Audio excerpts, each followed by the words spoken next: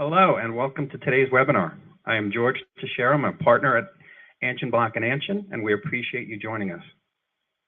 Knowing that there has been a great deal of coverage about the reform and many daunting headlines that highlight its complexities, our goal today is to address your questions and help you understand how the new laws may impact you. The Act generally applies to years beginning after December 31st, 2017 through December 31st, 2026, with certain exceptions. Feel free to submit questions at any point in the seminar. One CPE credit will also be offered for today's session. In order to receive the credit, you must answer the polling questions that will be provided throughout the webinar. If you miss one, it is not a concern, as only 3 of the 4 answer submissions are required for the credit. We will also send you a brief survey after the seminar that must be completed for the credit. If you encounter issues throughout the presentation, please send us a message or feel free to email us directly at info@anchin.com. Now, will we begin? Hi, my name is George Teixeira, and I'm going to cover the first topic in our slide deck here on carried interest. It's just a comment on the carried interest. It's a provision that they've been trying to pass for about 10 years. I think the earlier proposals date back to 2007, and here we are 10 plus years later, and now we have a carried interest provision that was added to the Tax Acts and Jobs Act. The earlier proposals I will comment were looking to convert all or a majority of your carried interest or incentive allocations to ordinary income. The new provision applies for tax years beginning after December 31st, 2017, and imposes a 3-year holding period in order to obtain the long-term capital gain treatment on carried interest income. The 3-year holding period would be required for sales of assets held directly or indirectly by the applicable partnership, on the sale of the applicable partnership interest itself, and it would also apply regardless of whether an 83B election is or was made. Gains from sales not meeting the new 3-year holding period requirement would be recharacterized as short-term capital gain. It's important to note that the earlier proposals had the recharacterization being as ordinary income. So this is an important change because now you're converting to short-term capital gain for any of the carry that is not over the 3-year holding period, and you can offset that short-term capital gain with either current capital losses or capital loss carryforwards that you may have. It also appears that income such as qualified dividend income, income from Section 1256 contracts, and income from Section 1231 contracts, the long-term portion would not be impacted under the new rules and would still be taxed at the lower preferential rates. It is unclear if the unrealized pre-2018 carry that was intended to be captured by this new rule, but this appears to be the case as currently interpreted and with no grandfathering provision for partnership interest received prior to January 1, 2018. So now I'll explain an applicable partnership interest because I mentioned in the intro. It's a partnership interest received by the taxpayer in connection with the taxpayer's performance of substantial services in the trade or business of raising or returning capital and either investing in or disposing of securities, commodities, real estate held for rental or investment, cash or cash equivalents, options or derivatives, and similar interests or developing such assets. So to me, that's hedge funds, private equity funds, real estate funds, any investment type vehicle that's doing any of those services. So applicable partnership interest does not include an interest held by a corporation or any capital interest allowing the partner to share in partnership capital corresponding with the amount of capital contributed. Just to point on the corporation exception, it is not clear at this point in time whether that includes an S corporation. So that we would need some guidance on that to see if that would include an S corporation, because if it does, that would probably prompt some people to convert their current LLC partnership to an S corporation to obviously avoid the 3-year holding period rule. Also important to note that limited partners holding capital interest in these funds are not affected and therefore retain the 1-year holding period requirement for long-term capital gain treatment.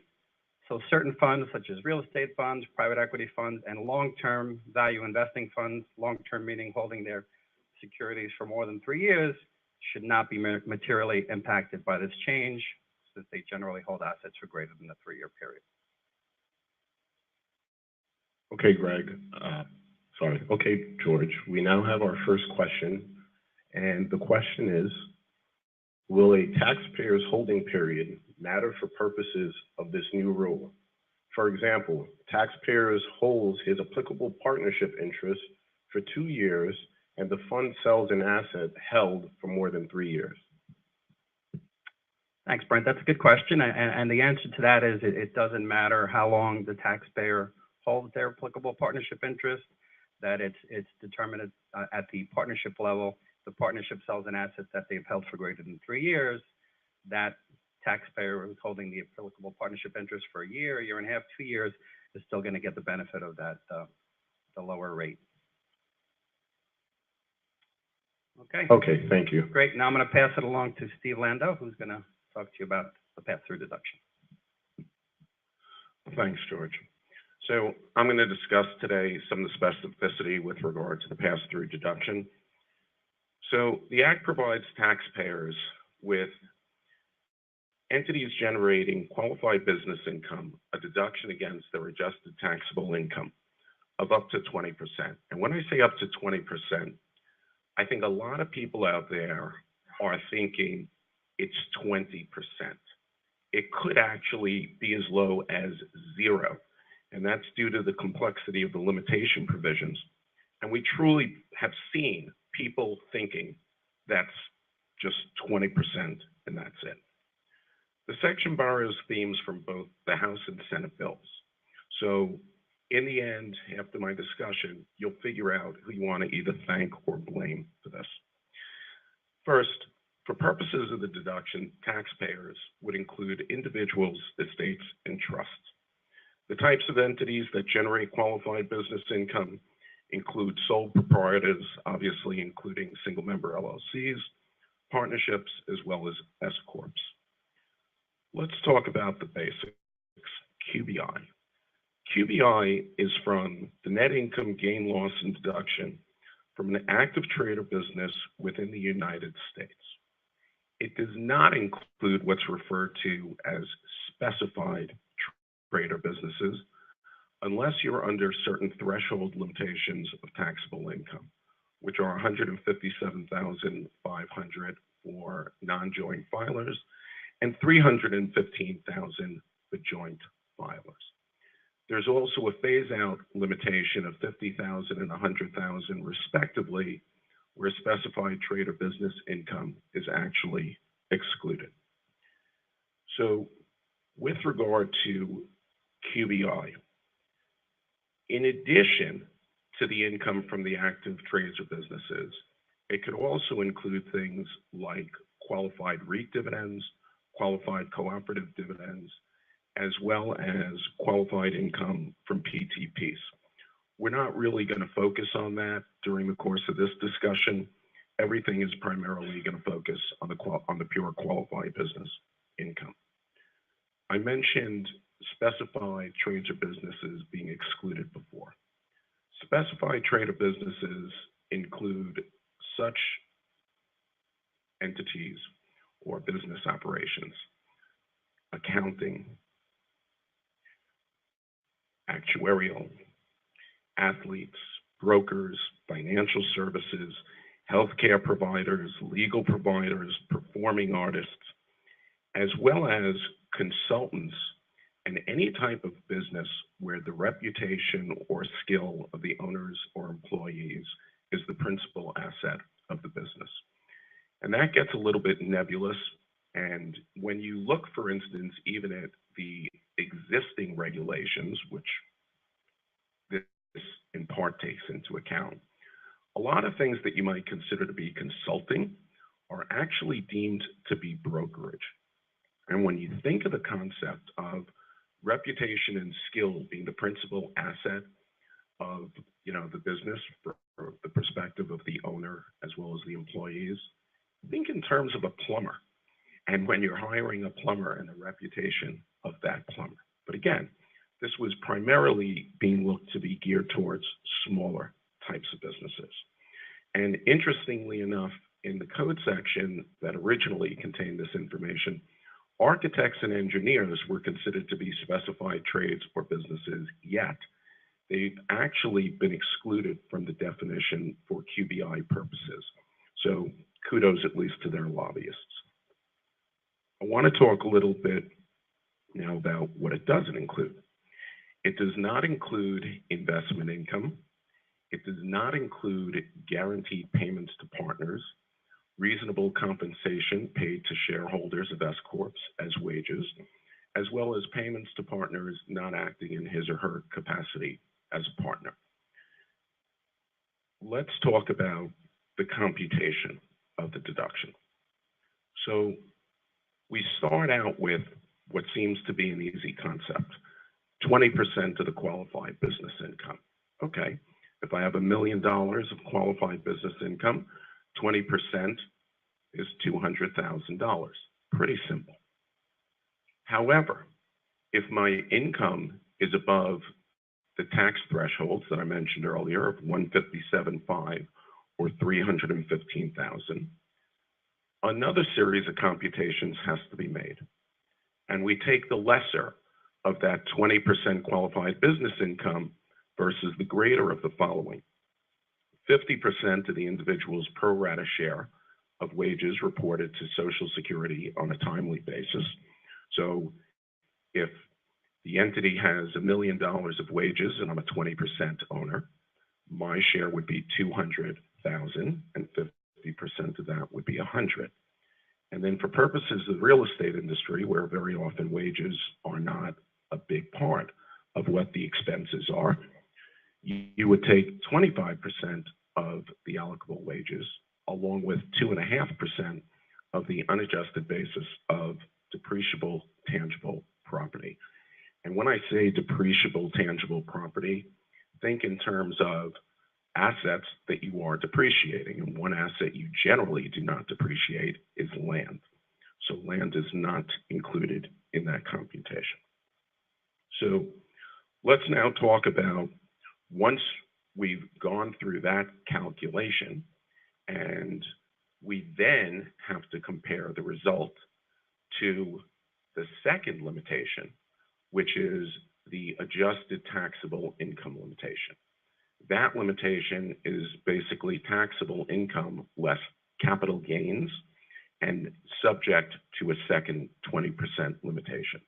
So if in the earlier set of limitations, my qualified business income was $200,000, however, I had $1 million of taxable income, and after subtracting out $500,000 of capital gains, I had adjusted taxable income of $500,000.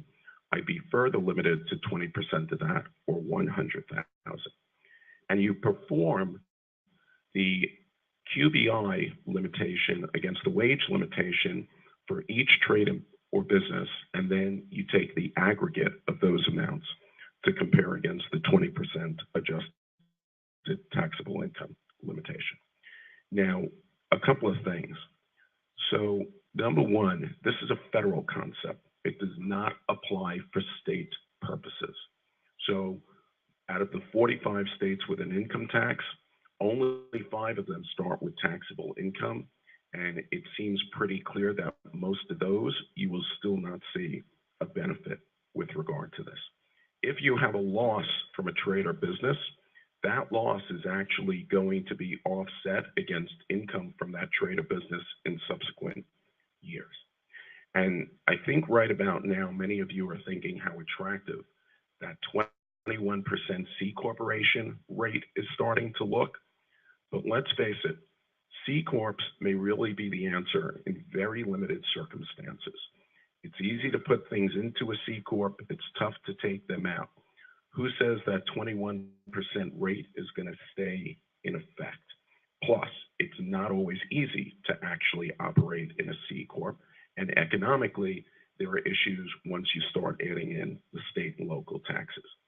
And if you think all of this is complex, this is 1 and 1 equals 2 compared to some of the issues that real estate owners are going to face with regard to the interest in exceptions, which we'll talk about shortly.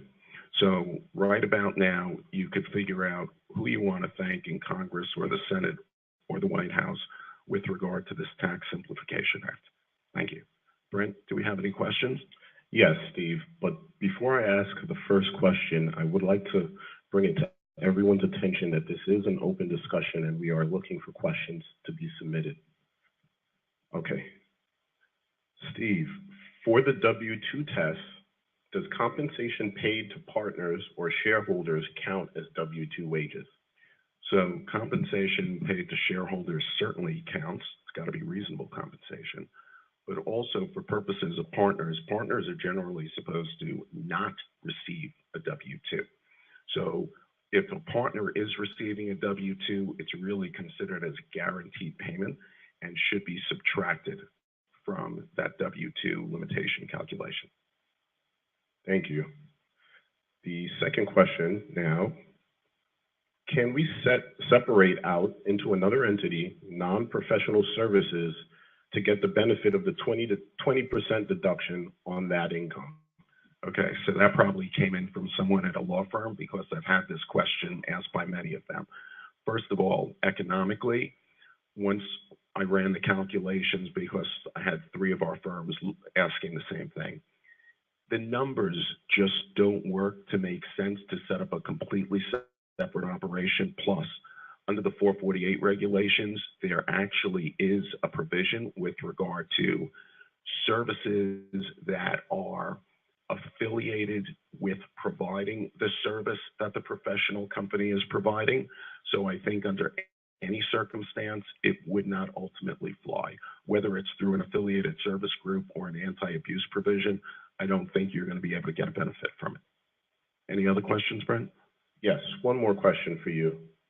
Our work product is not the result of consulting, but personal services. Are we therefore qualified for the deduction? I think you're going to have to look at each set of facts and circumstances because I've gone through this with different groups in different industries. And this is where the murkiness of this legislation that was written basically in a month really comes into play. You really don't have a clear answer with regard to any particular industry. You really have to look at what the facts and circumstances are, especially with the use of technology today. So, all right, I'm now going to pass this to you, Brent. Thank you, Steve. The next topic we will be covering is NOLs, net operating losses, and the changes that have occurred through the tax reform bill. The 2017 tax reform bill has adjusted the amount that can be utilized in a particular year for NOL deductions. Losses incurred prior to December 31st, 2017 will remain on the old regime, and what I mean by that is that NOL losses will be deductible 100% with no limitation. Losses incurred post December 31st, 2017 will now be subject to an 80% taxable income limitation in the year that it is utilized. Now, I will open up for questions. Okay, Brent, I think we have one here, and you might have addressed it, but it's probably important to readdress it just in case people missed it. So if I have an NOL for 2017 and prior years, am I limited to the 80% for these NOLs as well? Good question. Again, NOLs incurred prior to December 31st, 2017 are not subject to the new 80% limitation of taxable income. Those NOLs would be allowed to be utilized at 100% in the year that they are incurred. So, Brent, one other question. We know that because of the changes in the alternative minimum tax, we were really not looking at many individuals on a going forward basis actually being subject to the AMT. But for purposes of the alternative minimum tax, it looks like, in theory, if there are NOLs at play, those might be a class of individuals that could still be subject. Yes, Steve, I agree with you. The tax reform bill does not address AMT NOLs at all. However, with the disallowance of many deductions, fewer taxpayers will be subject to the AMT rules. Now I will pass the mic to Marc Wieder, who will cover the business interest expense limitations. Thank you.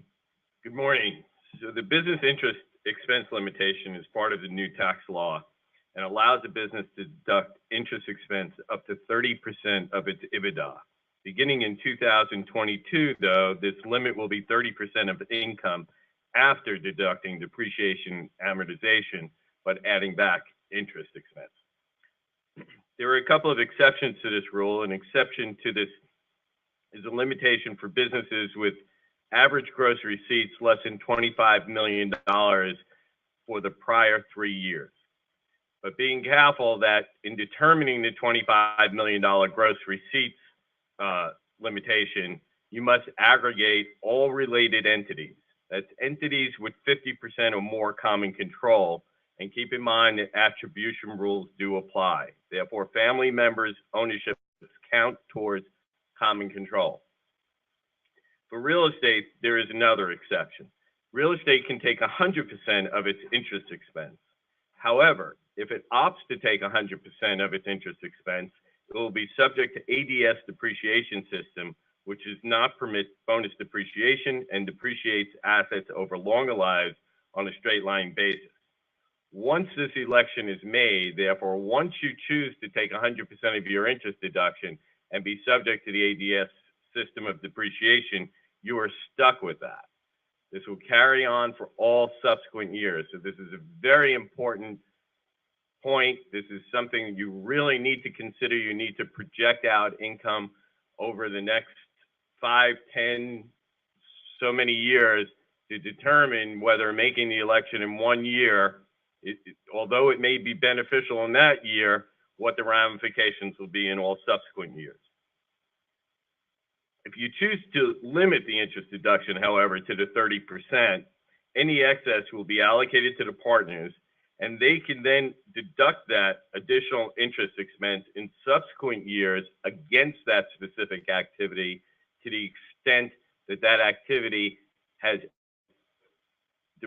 interest expense below the 30% threshold. So they could take that excess that carried over to bring them up to that 30% limit. Do we have any questions? Yes, Marc, here's the first question. What are the ATS rules lives? And can I still take bonus? So the couple of important things are, number one, just remember bonus depreciation is out if you take ADS. There will be no bonus depreciation. So when looking at your pro forma numbers for the future, keep that in mind if you're going to be doing significant improvements to your property. The ADS lives are 30-year straight line for residential property, whereas normally that is 27.5 years. It's and the 27.5 years can be on a maker's life or an accelerated basis. Commercial property is 40 years straight line versus normally 39 years on an accelerated method. And qualified improvement property is 20 years under ADS, where it's normally 15 years. Thank you. So it appears to me that, you know, the tax reform bill is a windfall for the real estate industry. Real estate professionals are really going to be enjoying some of the benefits here. Let me ask you, give you an example, and give you an example, and can you please confirm this for me? If I'm a real estate professional and in the current year, my business interest expense is above the 30% limitation, can I just elect to be an ADS this year to forego the limitation? And the next year, I'll just switch back to the normal rules so long as my interest expense is below the 30%. Is that possible? Well, two things. I will answer your question, but I don't believe this is a windfall for real estate. When you factor in, and you'll hear the next speaker that will talk about limitations on losses. So I don't believe this is a windfall. And to answer the question, as I had stated, once electing to take the 100% interest deduction and be subject to ADS, the election to go into ADS, which is automatic if you take the 100% interest deduction, is irrevocable. Therefore, it carries forward year after year, and you are stuck with the ADS unless you apply to the service to try for an accounting change to come out of it and go to the 30%.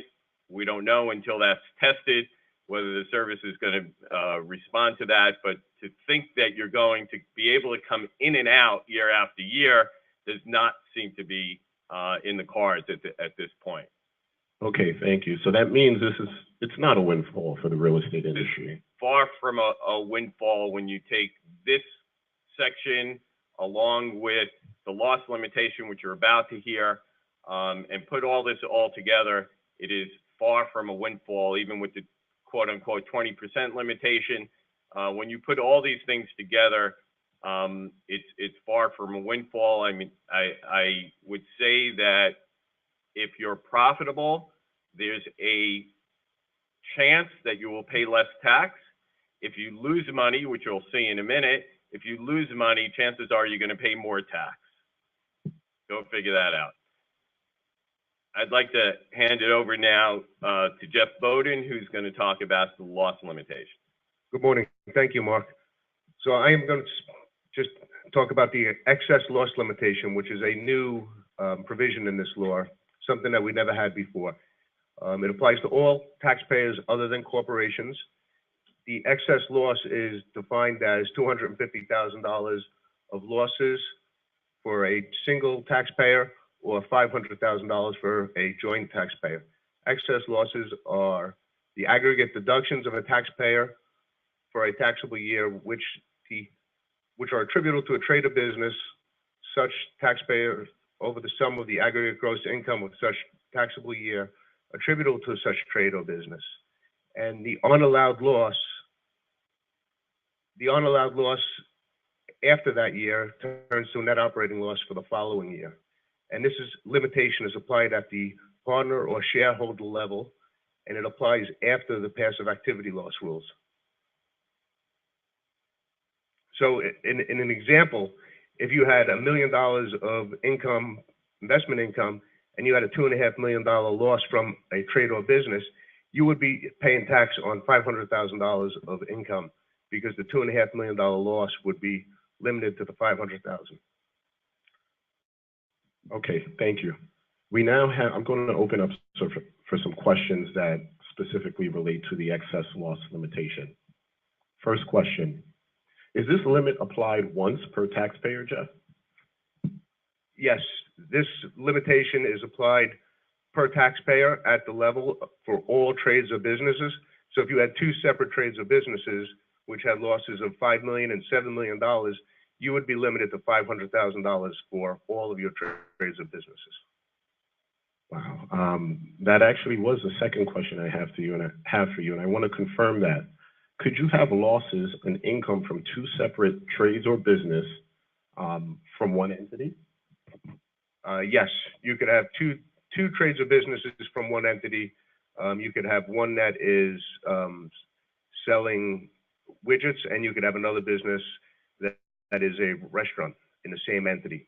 But it is all trades or businesses of the taxpayer at which the limitation is applied. Thanks, Jeff. One more question. How is the $500,000 limit calculated? Is it by entity, trade, or business? What if I have income from some businesses and losses from others? Can I net them? The limitation is applied at the taxpayer level, and it's all trades or businesses. So you would combine all of your income and losses, and if you wind up with a loss in excess of $500,000, you'll be limited to $500,000, and that loss is going to be carried over as an NOL in the succeeding year. Okay, thank you, Jeff. All right, Mark, question for you with regard to the interest limitations. And you mentioned how severe the issue is with regard to making the ADS selection, in part because what it's going to actually create for you is basically this is what you're stuck with going out. So when you're dealing with your clients, how far are you looking to project out, for instance, the operations? And also more importantly, what about your clients where there are family members, there are investors, and, you know, they may have all different, you know, focal points. How are people dealing with that? It's a good question and a very difficult one in a sense to answer, only because as a tax matters partner, now called a partnership representative, you have tremendous responsibilities as it relates to the entity, and making these decisions affect all the members or all the partners of the entity. So I would suggest if you are the partnership representative, make sure you have good indemnification clauses in your agreements. You need to obviously consider all your partners because you have a fiduciary responsibility. So you can't just look at, you know, your interest. Obviously, I would say you're going to look at the effect on the majority owners, if there are such, and not be overly concerned about minority owners, very, you know, partners that may have 1 or 2% or 5% of an entity. Since you're locked into the ADS system and it has a significant impact, I mean, I would suggest the best you can. If you go out 10 years, I would go out 10 years. I mean, at a minimum, I would go out, you know, 5 years or so. But since the law is pretty much a 10-year law, I would go out 10 years. We don't know what's going to happen as far as who's going to be sitting in the White House or in Congress and whether things will change subsequent to now. The other thing just to point out, it's very important, is that $25 million test as far as gross receipts. And as I had mentioned, that you take into account related parties and attribution rules apply, you can end up exceeding $25 million because you have related parties. And even though you have outside partners, you have now exceeded the $25 million. And therefore, those outside partners are, in effect, I'm going to say, hurt by you having control through related parties and therefore exceeding the $25 million gross receipts test, and therefore don't meet the exclusion. Okay. All right, thanks. Question that's come in with regard to clarification on some of the 20% deduction items. So first of all, you're doing the 20% and the wage test at each trade or business level. And then whatever those results are, you are combining those to get to the 20% adjusted taxable income limitation. And also, to be clear, if you're below the thresholds, the wage portion of the calculation is not applicable. And since you're always going to be limited in that test to the lesser of the 20% qualified business income or the wage limitation provisions, the fact that it's taken out should not theoretically harm you. It would actually only help you. So that, and again, that the wage piece was put in part to help the real estate industry because of the 2% calculation on the unadjusted basis of tangible depreciable property. I think it was originally in the House bill. The House bill had much more generous provisions with regard to the capital side, as opposed to the Senate bill, which really did not. So this really was one of the benefits that the real estate industry wound up receiving was that second piece of the wage test. I would like, before we go on to other questions, I just want to give some specific example of a client that I looked at recently taking their 2016 tax return and looking at the effect on this. And I made a comment earlier that said, if you make money, you may save some taxes. If you lose money, you'll end up paying more taxes. So to give you a specific example, here's a taxpayer who had $11.5 million of non-flow-through income, call it wages, interest, dividends, et cetera, and had a $9.5 million loss from flow-through entities in 2016. Therefore, ignoring itemized deductions and other factors, effectively was paying tax on $2 million. Under the current law, with the loss limitation, you would be paying tax on $11 million. We're talking about paying tax on an additional $9 million on somebody who lost 9.5, net for the year made $2 million, where is this person going to get the money to pay their taxes? Yeah, unfortunately, those are some of the results that we've been seeing with regard to the application of the new legislation. Steve, we have a question for you. What if no W-2 income results from the active investment in the LLC? Is there no allowed pass-through entity deduction? So that's where, this limitation really becomes problematic. And also, if you look at the real estate industry, very often you could have an operation where the wages are really very low. But in theory, if you have zero wages and your limitation, if you're above the thresholds, the 157.5 taxable income and the 315,000 of tax income, if you are above those thresholds and the wage limitation applies, your limitation is going to be zero with regard to that trade or business. But keep in mind, just like as Jeff was saying before, a trade or business could be comprised of different activities or multiple activities. So in theory, you may be able to aggregate those wages for purposes of this test. So if it's zero wages, you got a problem. Unless, again, you've got so much unadjusted basis for tangible depreciable property that the 2.5% portion is actually going to bring you up. Steve, shouldn't you do careful planning at the end of the year to maximize the wages if you have an owner of the business and calculate where the tax benefit would be versus paying the wages or taking the 20% deduction and using his wages or her wages? Sure, but of course, number one, you've got to take into account the concept of reasonable compensation, which is, sort of permeates through the discussions on the bill. And then let's face it, maybe you have a piece of land that you're getting rental income from because someone has put a billboard up on it and they're paying you rent. Okay, that's great. However, how much are you going to pay your 12-year-old kid to keep mowing the grass on that piece of property as W-2 wages?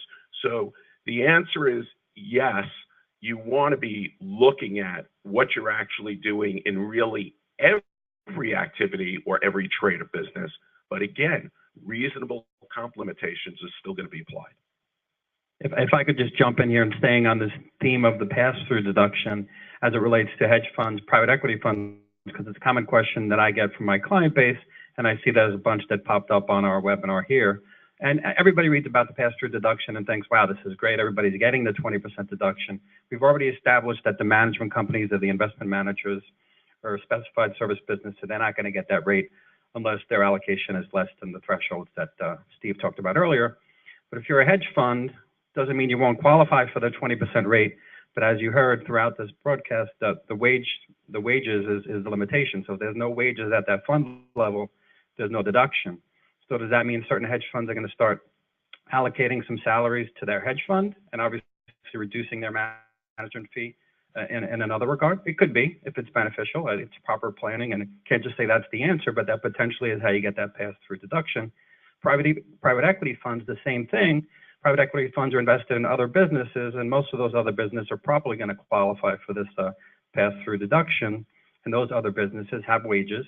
And if they're pass-throughs, I think you have a position there to take that your investments in those portfolio companies that are pass-throughs, you can pass through that pass-through deduction to your investors. So I'm seeing a question coming in asking for a little bit more clarification with regard to the brief comment I made on C corporations.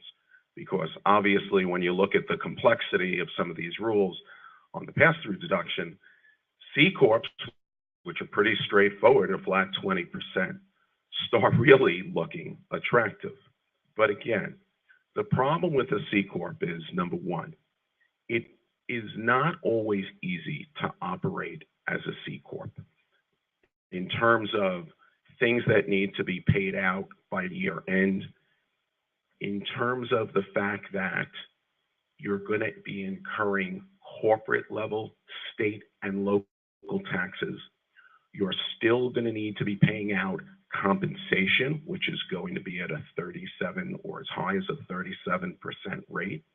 And to the extent that there are monies still left in the C Corp, unless you can justify keeping those monies in, you could be subject to other taxes at the C Corp level, which will reduce even further what your cash is, or even if you're pulling it out as dividend income, by the time all is done and said, you may wind up with less cash in pocket on a net basis, operating as a C Corp if you can't keep the monies in, than you would be winding up with whether you've got the 20% pass-through deduction or not.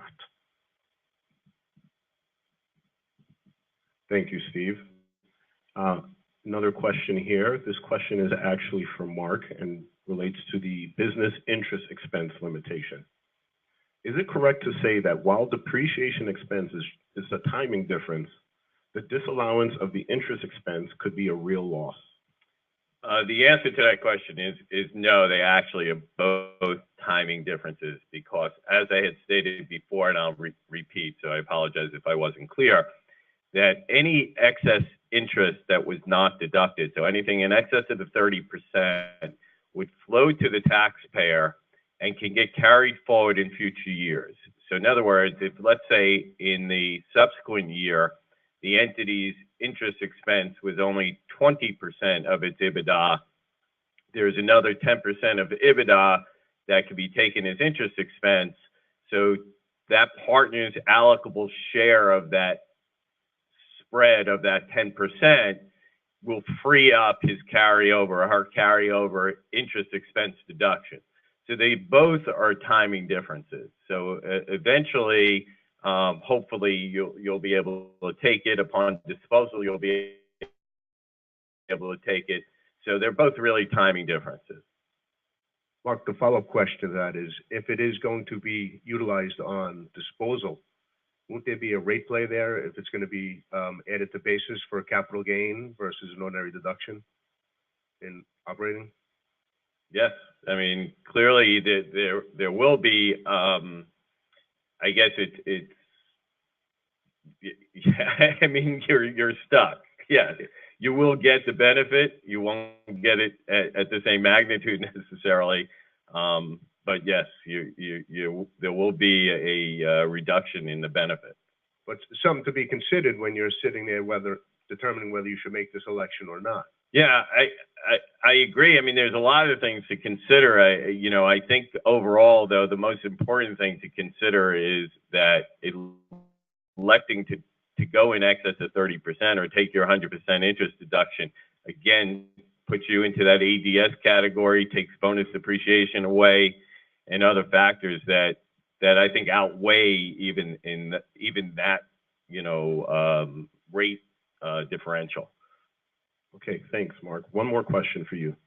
Can you use the gain on the sale of a property to increase the income in order to deduct the interest expense?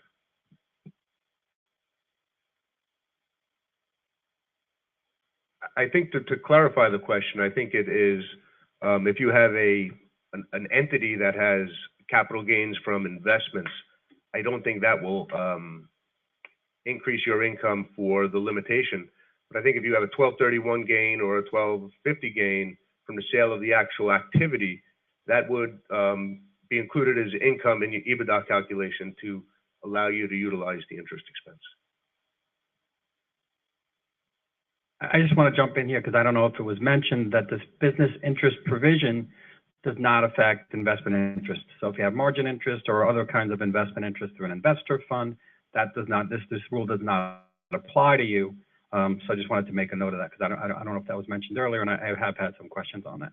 George, one of the questions that came in is if you have a fund that is deemed to be a trader fund, how do you calculate this limitation? It's a great question. And I do think that if you're a trader fund, then we have to define what a trader is, and I'm not going to do that now because that definition is changing as we speak. But I believe that interest will be business interest expense, And that will be, and I think Mark went through this, but I'll just go through it. That's an entity level determination based on the income, business interest income at that entity level. And then anything that cannot be deducted at the entity level is passed through to the partners in that fund for them to then take in future, for future years, but only against that specific investment.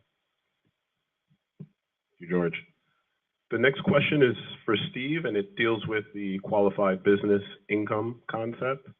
If our professional service firm pass-through income exceeds the threshold, the only benefit of tax reform is the lower individual tax rates?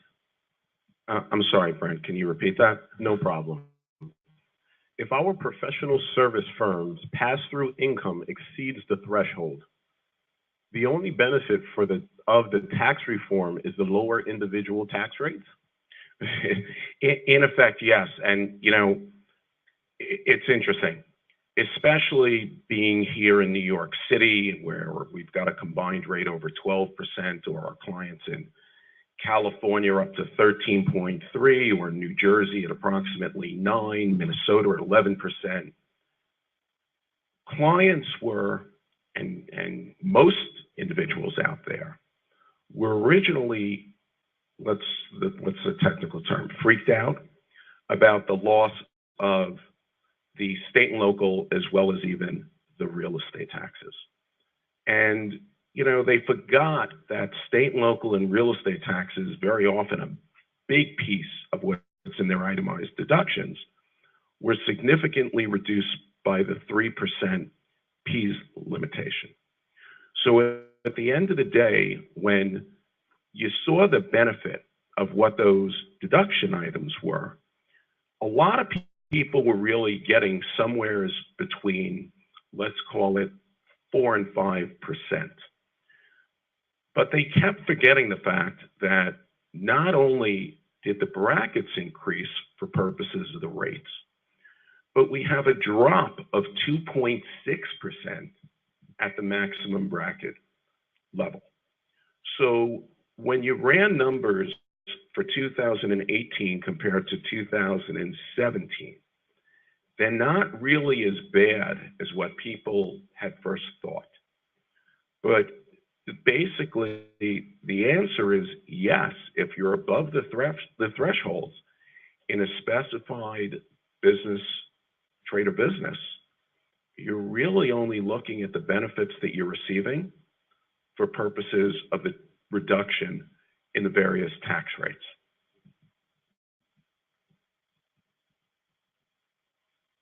The next question we have has to deal with the excess loss limitation and the interplay with the passive activity rules.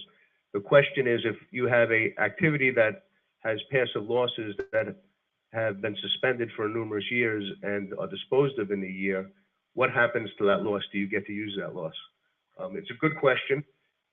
It has to do with, first you would look and see what your other passive activity income is. If you have passive income, I believe you're still limited to the passive activity rules, where your other passive income would offset that loss. But if that loss is in excess of $500,000, it would still be limited under this new provision. Jeff, we have another question for you.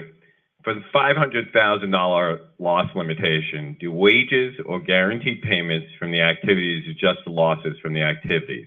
So for example, you have an S corporation with $800,000 loss flowing through to you, and you have W-2 wages of $400,000. Do you net those? I don't believe you net those. I think you look at the loss from the activity, and that is the W-2 or guaranteed payments are deemed compensation to you. So they would not net and then look at the $500,000 limitation. You look at the $500,000 limitation as the net income passed through to you from the trade or business and limit it there. Right. So to sum that up, if you had $400,000 W-2 and you had an $800,000 S called loss, that 800 would be limited to 500. So you'd have a net loss of 100 or negative income, if you would, of 100,000, because you'd have the 400 wages against the 500 loss. That's how I believe this would work, and then you'd have the carryover of the 300,000 to the next year. Thanks, Jeff. The next question is from Mark. Under the ADS system, can one take advantage of shorter lived assets, for example, electrical work, and thus split the depreciable basis into separate classes? The answer to that question is yes. I have to admit that I don't have the entire ADS chart memorized, so I can't tell you that. But the answer is yes. You could still segregate, if you would, or do a cost segregation study and segregate all your assets, but you're going to be subject to whatever lives ADS system permits based on the class of the asset. So a 7-year asset may be depreciated under ADS on a 10-year straight line basis, whereas you were able to take 7-year makers, which is accelerated method. Under ADS, you'll have a longer life, you'll have a straight line method, but cost segregation studies can still be done and are still beneficial. Actually, they're even more beneficial now than they were before, because before the asset had to be new to the taxpayer, they had to be the original owner, or the asset had to be in service for at least 3 years. Now the case is what I'll call used assets can be, you can take bonus depreciation on it. So obviously that's contra to the ADS system, but if you did a cost segregation study on a building that you acquire, you can take bonus depreciation on those short-lived assets that qualify for bonus depreciation.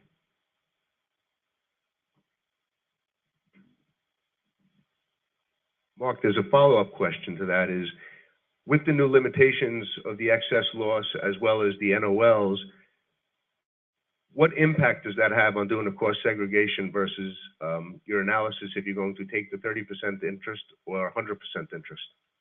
Well, that's the whole point of having to do a 5 or 10 year analysis. I mean, you have to look and project out what improvements you're going to make to your properties, what acquisitions you plan on making, et cetera, and look at what your depreciation would be under the basic, I'll call it the basic system, without taking bonus depreciation, what it would be if I took bonus depreciation, what it would be if I took 30% of my interest deduction, what if I took 100% of my interest deduction. So you're looking at, you know, potentially 4 or 5 or so items that you need to look at. And when you think about it, when you mix it up, you're probably looking at 20 different variations on the theme of what your projection is going to look like. So you can have 20 different projections, and then to try to determine what's the end result.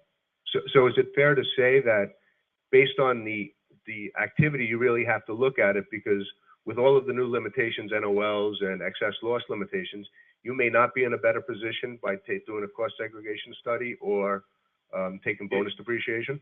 You may not be. I think the thing to look at is, and the way, because I think you should try to stay away from the ADS and locking yourself into that, I would look at seeing if doing, let's say, a cost segregation study, accelerating your depreciation, et cetera, might give you a benefit in the first, 5-7 years, what have you, and then the interest that you've been deferring will start now kicking in, because maybe now you've paid down some principal, maybe your interest is lower, your income is higher now, it's 7 years later, hopefully your income is higher. So you may find it more beneficial to front load, if you would, the depreciation, defer some of that interest deduction, take that interest deduction in a lot of years. Okay, thank you, Mark. The next question we have is for Steve. Steve, if my S-Corp service business is based on my reputation, will I qualify for the pass-through deduction if I'm under the income limits? Well, if you're under the income thresholds, then you're absolutely fine, because remember, specified trade or businesses, which would include a business, which is the principal asset, is the reputation or skills of the owner or owners and employees, but that's only excluded from the definition of QBI if you're above the thresholds. So if you're below, that really doesn't come into play. And I think, again, you're going to have to really look at all of these different businesses and figure out, if somebody, for instance, was to buy the business, is that reputation really the principal asset is that where the value is, in effect?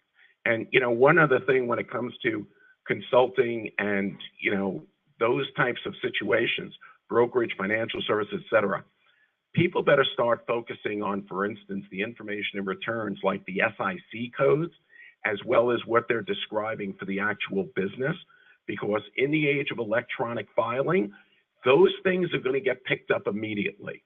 So it's just, one silly thing, yet it could wind up being critically important.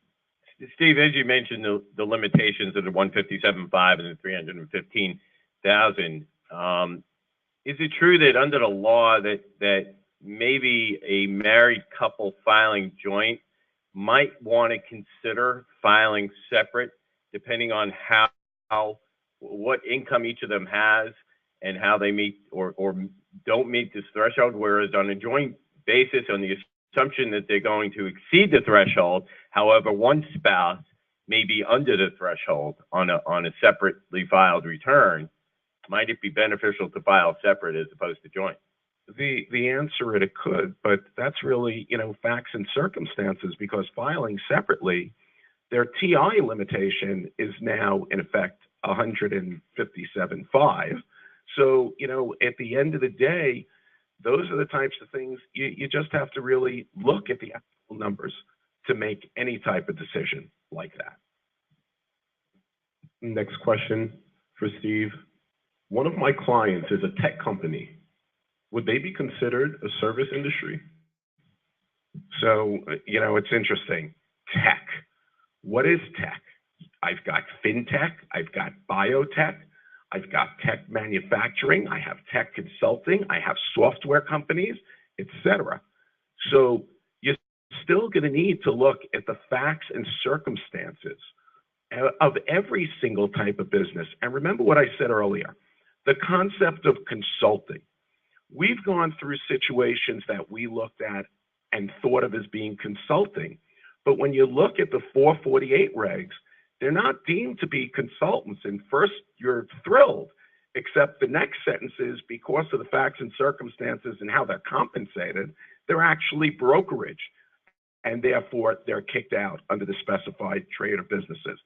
So you really have to look at what the underlying facts are of every situation. And a lot of these things we don't have answers to yet. Steve, to add to that, I mean, as an example, you could have a tech company that sells software and does IT consulting.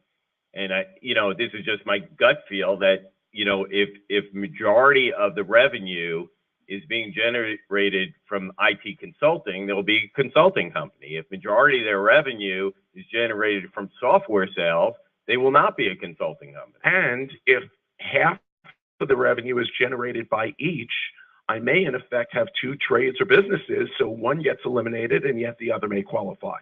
Again, the facts and circumstances when you're looking at something that could be deemed a specified trade or business really becomes so important. And again, we're going to have to see ultimately what additional guidance is that's going to come out, but think of those catch-alls, consulting and reputation or skill of the owners or employees.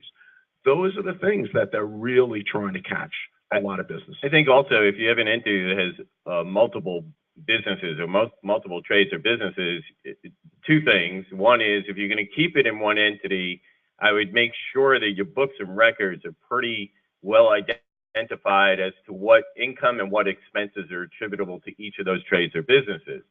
And in addition, you might want to consider creating a second entity and splitting them apart so there's a nice clear-cut division of what the income and expenses are from one business or trade or business versus the other. And Mark, think of the situation where you may have multiple rental properties, but one of the rental property is actually used for an operating trade or business. So you may be combining rental properties, but that one may be combined with the actual operating trade or business. Again, I can't stress it enough. The facts and circumstances are just so important in each of these cases. Steve, a follow-up question to that is, if you do have a rental activity that is associated with a trade or business, what planning could be done or should be done for the 20% limitation as well as the other limitations in this?